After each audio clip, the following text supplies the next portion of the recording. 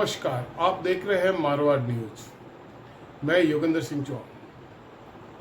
लोकसभा चुनाव 2024 का द्वितीय चरण नज़दीक आते आते इस चुनावों की सरगर्मियां काफ़ी तेज हो गई है। इसी के मद्देनज़र भाजपा के उम्मीदवार लुम्बाराम चौधरी के पक्ष में अलवर के विधायक योगी बाबा बालकनाथ ने आज सिरोही के सजावाब दरवाजे से कांग्रेस को आड़े हाथों लेते हुए क्या कहा, आइए देखते हैं। सबसे पहले तो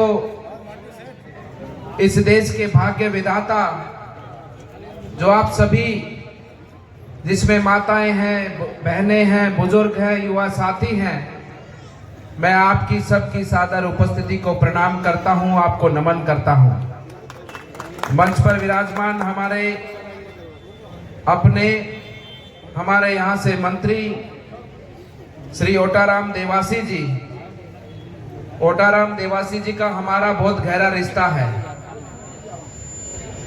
बहुत गहरा रिश्ता है। जिस गद्दी से मैं आता हूँ, बाबा मस्तनाथ जी की गद्दी अस्तल भोर हरियाणा में, बाबा मस्तनाथ जी रैबारी समाज में, हमारे देवासी समाज में पले बढ़े थे और गोरक्षनाथ जी के अवतार के रूप में हमारा नाथ संप्रदाय उनको पूजता है, नमन करता है और हमारे पूरे भारतवर्ष का रैबारी समाज अपने इष्ट देवता के रूप में बाबा मस्तनाथ जी को मानता है। पहले भी कई कार्यक्रमों के माध्यम से आपके बीच में आना हुआ है। ऐसे हमारे मंत्री श्री ओटाराम जी, मंच पर विराजमान सभी संत विभूतियों को मैं सादर नमन करता हूं, आपका चरण वंदन करता हूं। हमारे बीच में आपके सबके सेवा के लिए समर्पित अपना जीवन करने वाले, और ऐसा नहीं है, मैं पिछले 5-6 वर्षों से लुम्बाराम जी को जानता हूं। जहां भी दिल्ली में कोई कार्यक्रम होता है, वहां पार्टी की सेवा के लिए निरंतर खड़े रहते हैं, लोगों की सेवा के लिए खड़े रहते हैं। बहुत ही निस्वार्थ भावना से सेवा करने वाले व्यक्ति हैं और ऐसे व्यक्ति को कमल का फूल देकर आदरणीय प्रधानमंत्री जी ने आपके बीच में भेजा है। वो मंच पर विराजमान है। अर्जुन राम जी पुरोहित जी जिला प्रमुख विराजमान है, तारा राम जी विराजमान है, भजना राम जी महाराज विराजमान है, नारायण देवी जी विधानसभा संयोजक विराजमान है, श्रीमती पायल जी पूर्व जिला प्रमुख विराजमान है, महेंद्र जी मंडल अध्यक्ष विराजमान है, लहर भारती जी महाराज विराजमान है और अभी अभी हमारे बीच में इस कांग्रेस की पोल खोलने वाले,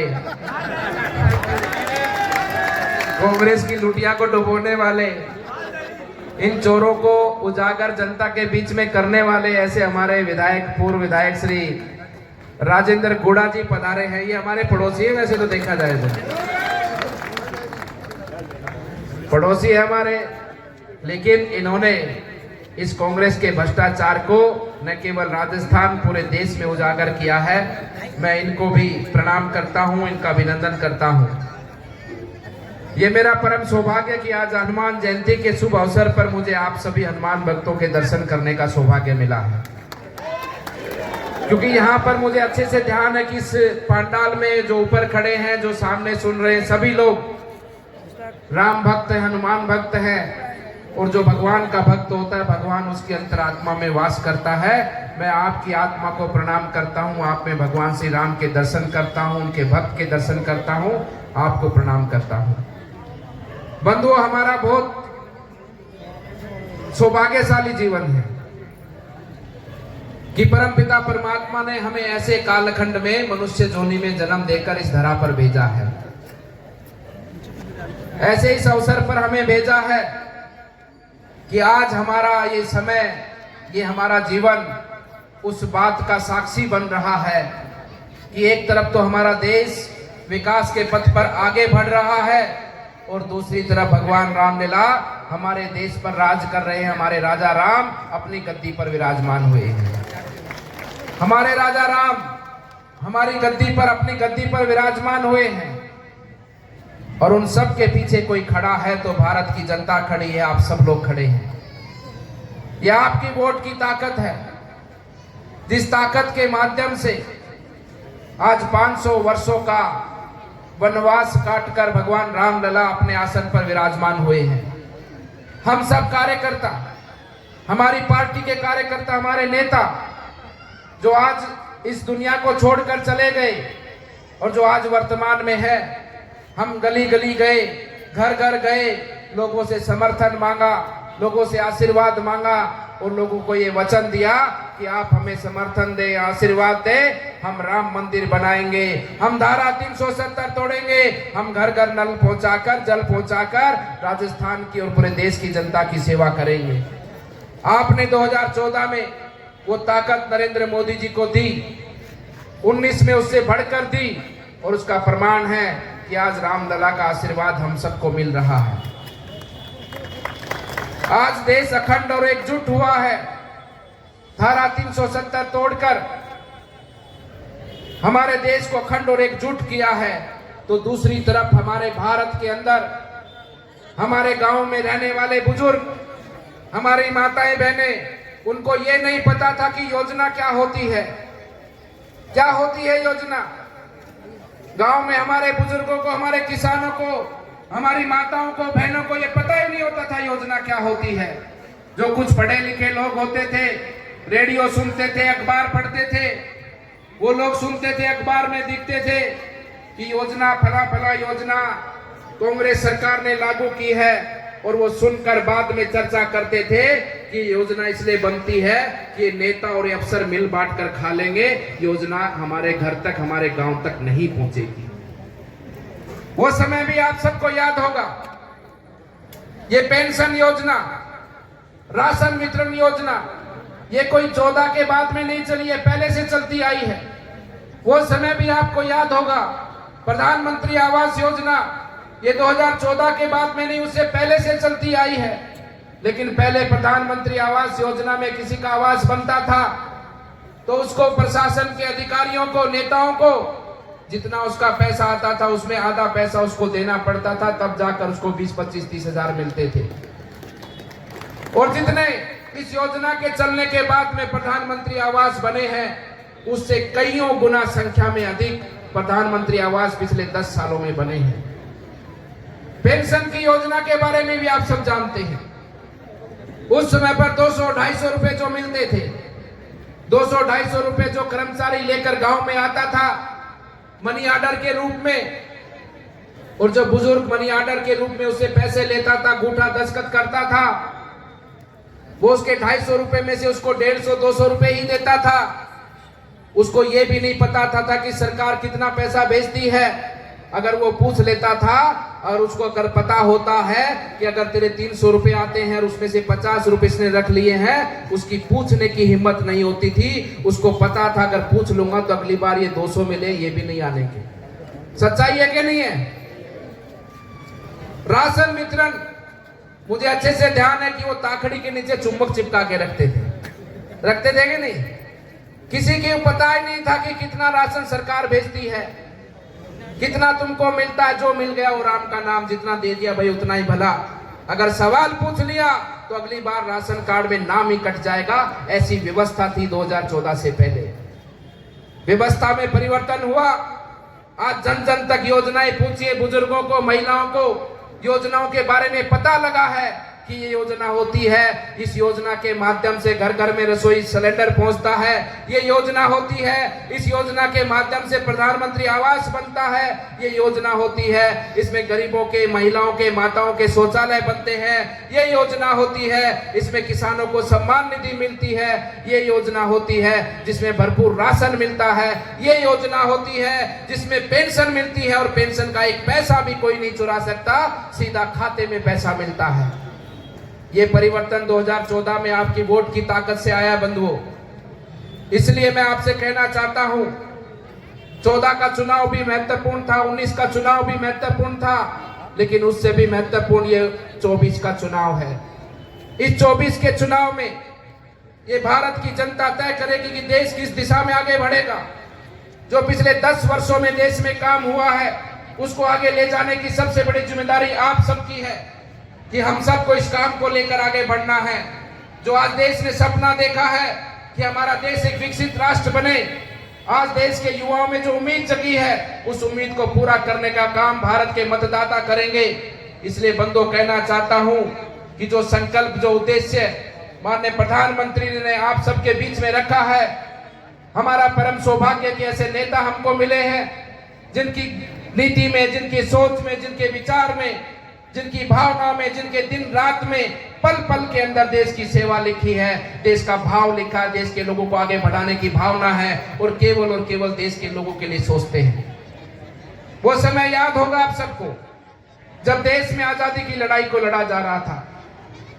पूरा देश एक था, अखंड था, कोई जाति पाति नहीं थी। सब लोगों के अंदर एक ही भावना थी कि किसी भी कीमत पर हमें आजादी चाहिए। उस समय पर ऐसे अनेकों स्वतंत्रता सेनानी हुए, उनमें से एक सुभाष चंद्र बोस हुए, जिन्होंने देश की जनता से आह्वान किया कि तुम मुझे खून दो मैं तुम्हें, तुम मुझे खून दो मैं तुम्हें, भाई आवाज नहीं आ रही, तुम मुझे खून दो मैं तुम्हें। वो सुभाष चंद्र बोस के शब्द थे और देश के युवा खड़े हो गए थे उनके साथ में लड़ने के लिए, मरने के लिए, कि जो हमारे बुजुर्गों ने, हमारे पूर्वजों ने जो अपमान सहा है, दुराचार सहा है, वो आने वाली पीढ़ी ना सहे। हम अपनी जान की कीमत पर भी आजादी लेकर रहेंगे। वो हमारे लिए लड़े थे वो लोग। और आज ऐसी ही भावना, मैं ऐसी ही भावना आदरणीय प्रधानमंत्री जी में देखता हूं। वही सोच, वही विचार कि देश के लिए कुछ करना है। आदरणीय प्रधानमंत्री जी लाल किले की प्राची से देश की 140 करोड़ जनता से आह्वान करते हैं कि तुम मुझे खून दो। जो सुभाष चंद्र बोस ने कहा था, आज प्रधानमंत्री जी बोलते हैं कि तुम मेरा साथ दो मैं तुम्हें विकसित भारत दूंगा, तुम मेरा साथ दो मैं तुम्हें विकसित भारत दूंगा। विकसित भारत क्या है? विकसित भारत है कि दूर रेगिस्तान में झोपड़ी में रहने वाला परिवार, पहाड़ में रहने वाला परिवार, जंगल में रहने वाला परिवार, हर परिवार सुख का जीवन का अनुभव करे, उसके बच्चों को अच्छी शिक्षा मिले, बुजुर्गों का सम्मान हो, अच्छा स्वास्थ्य मिले, माताओं बहनों को सम्मान मिले, उनकी रक्षा सुरक्षा हो और हर परिवार में वो सुख सुविधाओं के साथ में खुशी से अपना जीवन यापन करे। ऐसा है विकसित भारत। और ये विकसित भारत बनाने का दायित्व तो हम सबका है बंधुओं। हमारी तो भावना आपकी सेवा करने की है। लुम्बा राम जी की भावना आपकी सेवा करनी है, ओटा राम जी की भावना आपकी सेवा करने की है। हमारा कोई स्वार्थ नहीं है, हमारा केवल स्वार्थ है इस देश को हमको फिर से सोने की चिड़िया बनाना है। हमारा स्वार्थ है कि रामलला को विराजमान कर दिया है, अब राम राज्य की स्थापना हम सबको मिलकर करनी है। हमारा यही स्वार्थ है केवल। इसीलिए हम सब आपके बीच में आए हैं कि आप लोग साथ दें, आप लोग साथ दें। हम जी जान लगाकर पूरी मेहनत कर कर, आप भी मेहनत करेंगे, हम भी मेहनत करेंगे और आने वाले समय पर जब देश आजादी का अमृत महोत्सव, आजादी के 100 वर्ष के शताब्दी के मना रहा होगा, तो हमारा देश विकसित राष्ट्र कहलाए और देश का युवा अपनी प्रतिभा का प्रमाण पूरे विश्व में देकर इस विश्व में के अंदर इस भारत की भूमि का मान और सम्मान बढ़ाए। इस प्रकार से हम सबको आगे मिलकर चलना है। मोदी जी की सोच है जो जाति, पंथ, धर्म की बात नहीं करते, लेकिन ये कांग्रेस के लोग जिनको अभी कुछ समय पहले, आज से 4 महीने पहले आपने इनकी सत्ता को देखा है, कैसे युवाओं का पेपर बेच के इन लोगों ने अपने तिजोरियां भरी हैं, कैसे यहाँ पर हमारी बहन बेटियों की इज्जत को सरेआम किया है। राजस्थान के अंदर गुंडागर्दी का माहौल, माफिया राज राजस्थान के अंदर, भू माफिया राज राजस्थान के अंदर, खनन माफिया राजस्थान के अंदर, जो हमारी संपत्ति, हमारा खनिज है, उसको बेचकर ये लोग खा गए हैं। और आज किस हैसियत से आपके बीच में आकर वोट मांगते हैं? देश के ऊपर इतने लंबे समय तक राज करने के बाद भी हमारे सिरोही को पानी ये लोग नहीं पिला पाए, सिरोही को ये पानी नहीं पिला पाए, बुजुर्गों को, महिलाओं का सम्मान ये नहीं कर पाए, युवाओं की प्रतिभा को आगे नहीं बढ़ा पाए। इन लोगों ने केवल धोखा किया है। जाति पाति धर्म के नाम पर आप सबके वोट को ठगने का इन लोगों ने काम किया है। इसलिए बंधुओं, कहना चाहता हूं कि इन लोगों की बातों में न आकर, इन लोगों के चरित्र को जानते हो, इनके विचार को आप सब जानते हो। ये लोग कभी भी देश के और आदेश के लोगों के भले की नहीं सोचते, ये तो केवल अपने भले की सोचते हैं। एक राजकुमार दिल्ली में है, ये वंशवादी पार्टी है। इनको तो सिर्फ अपना ही चाहिए। गद्दी पे बैठेगा तो उनका परिवार बैठेगा, उनका बेटा बैठेगा, उनका राजकुमार बैठेगा। अगर लूटना होगा तो उनका ही परिवार लूटेगा और किसी को कोई अधिकार नहीं है। अगर नौकरी में भी कोई लगेगा तो इनके नेताओं के बच्चे ही नौकरी में लगेंगे। आरपीएस के, आरएस के रिजल्ट को आप सब जानते हैं पिछली सरकार में क्या हुआ है।